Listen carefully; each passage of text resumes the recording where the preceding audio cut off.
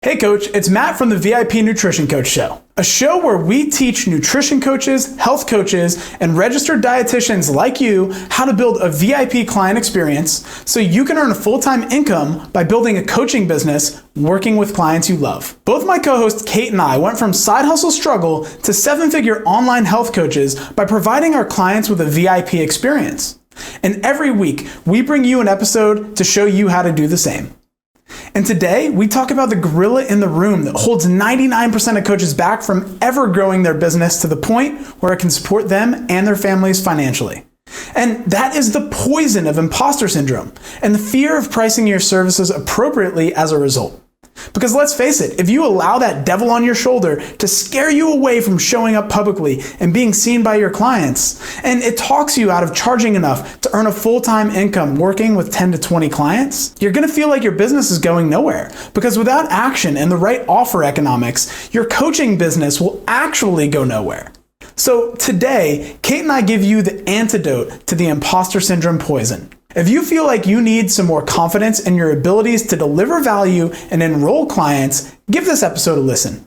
And this episode is a snippet from one of the weekly live trainings we do in the Online Nutrition Coach Community Facebook group. So if you'd love to get access to over 50 trainings just like this one, plus resources and support to start earning a full-time income while working part-time hours as an online coach, you can head directly to the Online Nutrition Coach Community Facebook group or go to beyondmacros.com/community to get access. Plus, I'll send you our most popular live class, which will show you how to go from side hustle to full-time coach in less than 6 months. All right, that's enough from me. Now for the episode.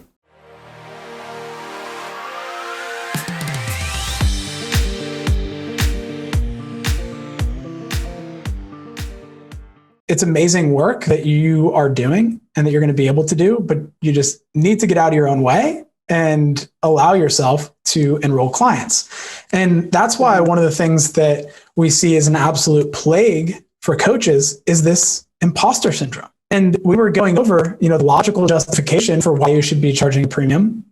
But then I'm sure many of you were thinking, oh, but what if I'm not providing a VIP experience? Or what if my clients don't get results? Or what if I can't do it? Or maybe I need to get another certification in case somebody asks me a question I don't know the answer to. I'm not saying this to make fun of y'all. I'm saying this because I've been there. That's been my own inner talk in the past. And that's something that I've had to get through in order to achieve the level of success that I was able to achieve. Kate, we talk to coaches all the time when we're dealing with imposter syndrome. I'm curious for you, what do you see as being some of the causes of imposter syndrome? And what are some of the things that you find really help to start making yourself more immune to that inner talk that leads to the imposter syndrome? Sometimes the inner talk is formed from what they're hearing on the outside. They're hanging out on forums or things like that. And people are saying, oh, why would you hire a nutrition coach? You can just find everything you want online, on the Google, on YouTube. Okay, if it were that easy, there would be no obesity epidemic.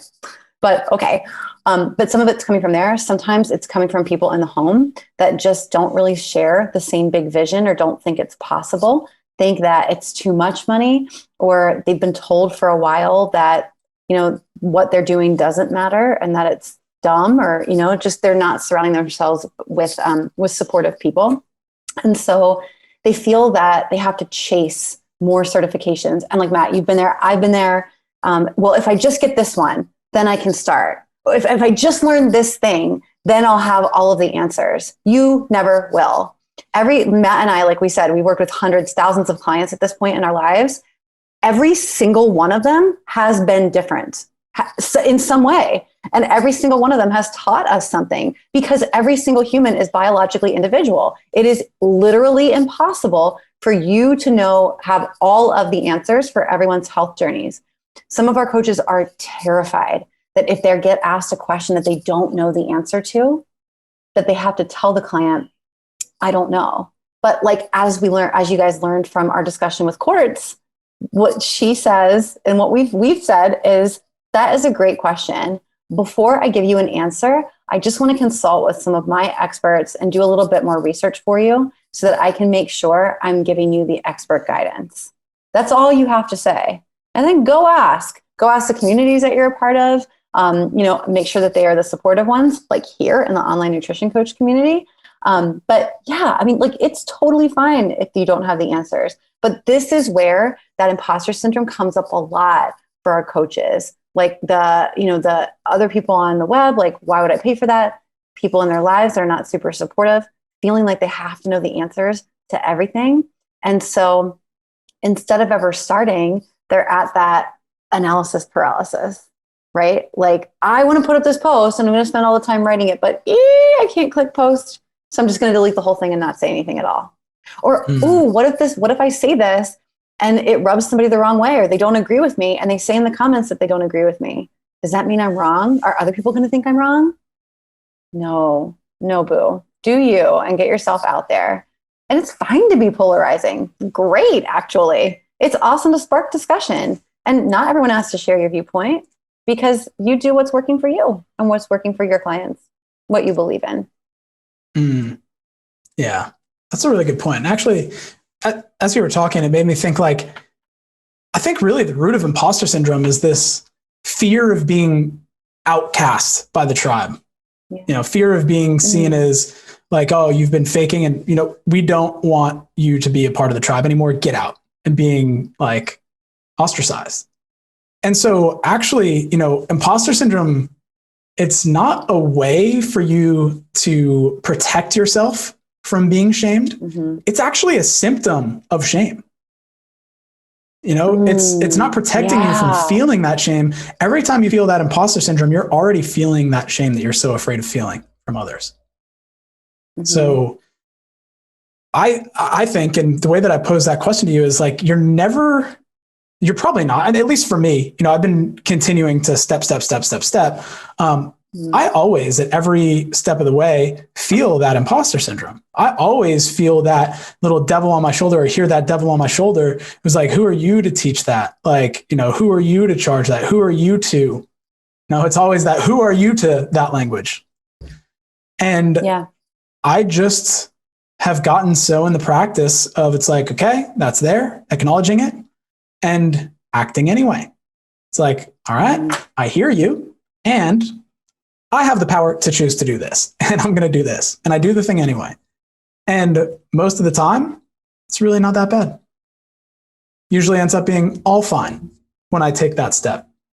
All of those negative thoughts and worst case scenarios that played out in that negative self-talk tend not to have actually played out in real life. So really, with the imposter syndrome thing, it's like, you're already feeling, when you go into that place, you're already feeling the way that you don't want to feel if you take the action. So if you're already feeling that way, why not just take the action?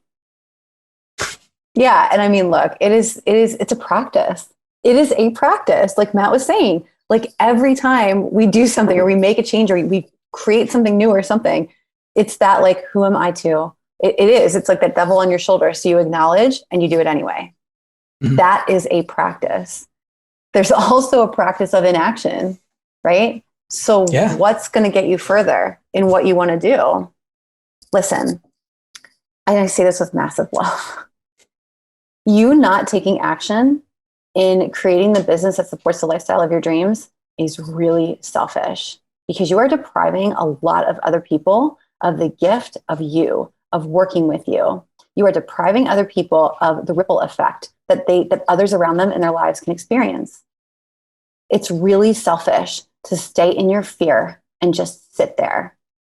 So think about that. If you're afraid of what people are going to say, you should be more afraid of how people think that you are so damn selfish for not taking action and helping them. Yeah, and it's not even just your clients. That's such a good point, Kate. And it reminds me of one of our clients who, they told me that once they left their other job, they said they were on their upward spiral, and they said that their partner reflected back to them how much nicer it was to be around them. Yeah. If you are allowing your fear to hold you back from really doing what you want to do, then you're not just depriving those potential clients of the service that you can provide them and the transformation that they need, but you're also depriving the people in your life of your best you. If you're stuck in a soul-sucking job and you're not willing to take the steps necessary to get out of it, you're depriving the people around you of the best you. Because how can you be the best you in a job that you hate? How can you be the best you when your dream feels so far off and you're not willing to take a step towards it because you're afraid?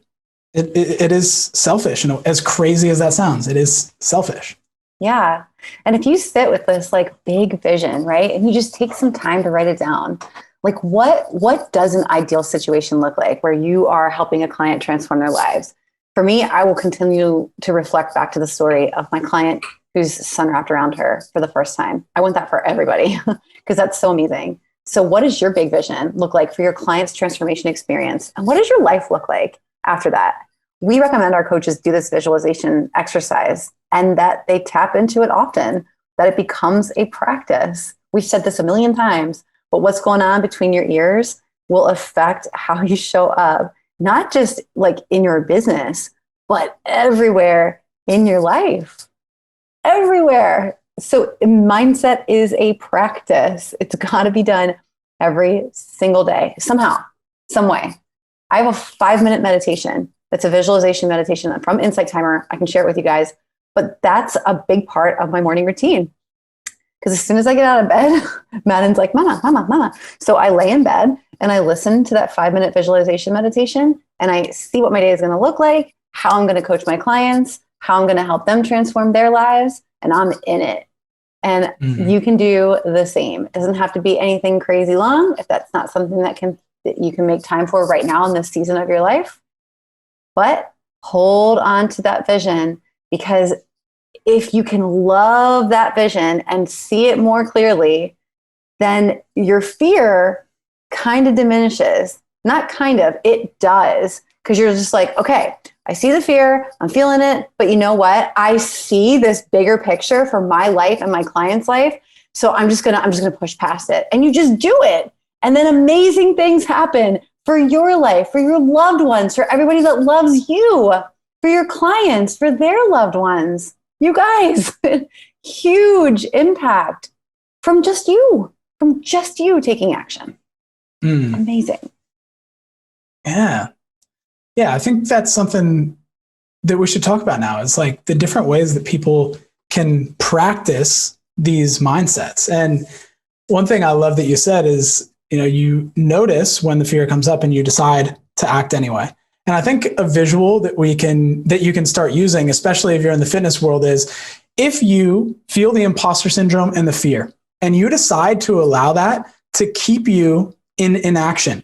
That's like seeing somebody doing a deadlift like this at the gym, like shoulders shrugged, back rounded, just like get that in your head. It's like, do I want to take that action of the person that's doing like a back breaking deadlift?